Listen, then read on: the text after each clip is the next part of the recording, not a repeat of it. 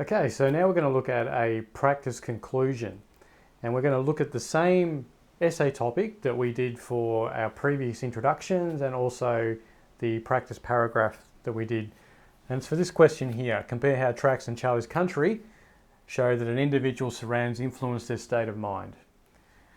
And looking at these topic sentences, these are the topic sentences that form the structure or the backbone of our discussion.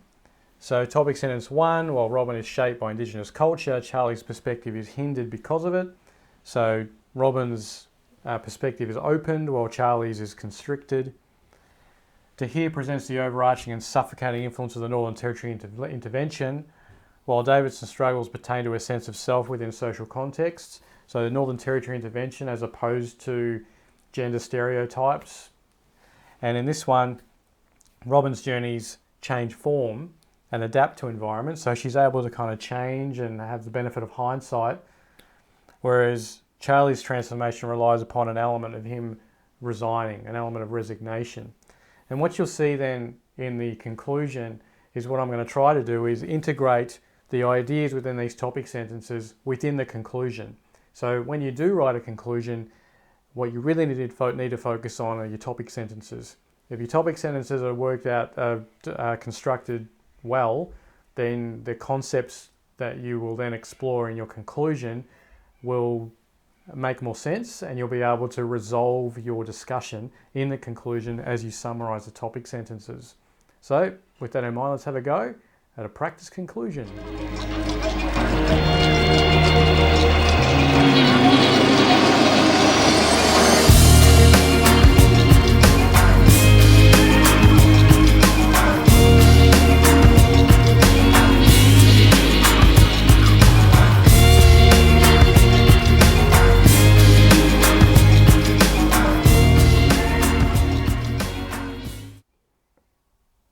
Okay, so looking at the conclusion now, what I've tried to do is I've tried to summarize the topic sentences that I've used. So if we go over the topic sentences, the first one was while Robin is shaped by Indigenous culture, Charlie's perspective is hindered because of it.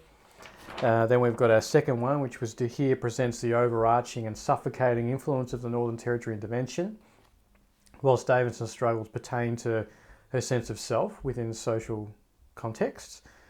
And the third one is Robin's journey changes form and adapts to environments, while Charlie's transformation relies upon an element of resignation.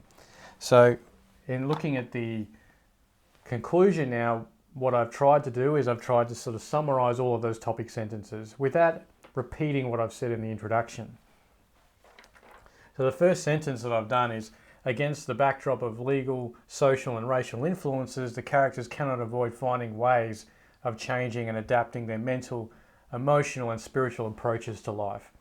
So that first sentence is really a general comment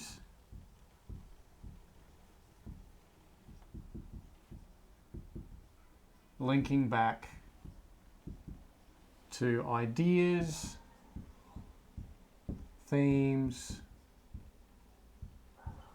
in the topic. So the first sentence really should be just kind of an overview comment, not necessarily about what you've said in your essay, but it's linking back to the topic in some way. Then you get into kind of talking about what you've said. So as Charlie has met with seemingly insurmountable odds, he must resign himself to the harsh reality that his life as an Indigenous man will always involve some compromise with legal authorities and paternalistic prejudices. So this is kind of sort of talking about, in a way, topic sentence 1 and topic sentence 2.